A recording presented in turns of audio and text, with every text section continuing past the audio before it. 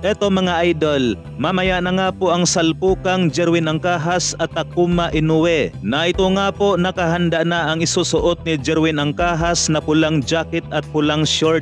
Huling laban nga po ni Jerwin Angkahas taong 2023 kontra kay Wilner Soto. 2 beses nga po yan pinabagsak ni Jerwin Angkahas sa round 4 at round 5 sabay na TKO.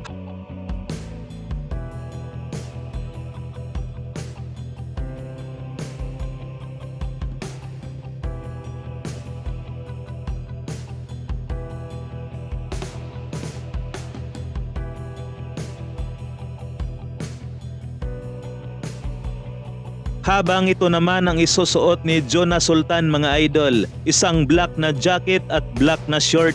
Base naman sa kanilang pangangatawan ay nasa tamang kondisyon nga po itong dalawa. Mukhang handang-handa na nga po mamaya sa banatan ang dalawa sa Tokyo, Japan. Na ano naman sa inyong palagay mga idol? May gagapang na naman kaya mamaya sa bansang Japan at sino kaya yan? Paki-comment po sa ibaba. Samantala mga idol, eto na. Banatan nga po ito sa social media. Dating kaibigan sa magkakapatid na Casimero na si Batang Mindanao at ang Katman ni Cuadro Alas na si Ray Orais. Na ito nga mga idol, nagkabanatan nga po ang dalawa sa pinost ni Mark Alisna o ay Alisna na may caption nga po itong let's go. Napakomento nga po dito si Batang Mindanao mga idol na ayos na sana, meron lang nakisali idol. Nasa sinabi nga pong niya ni Batang Mindanao, di nga po nakapagpigil ang Katman ni Cuadro Alas na si Ray Orais. Sinagot nga po yan ng Katman ni Cuadro Alas na anong akala mo ikaw lang ang taga Mindanao, wala ka namang gamit at walang silbi sa boxer,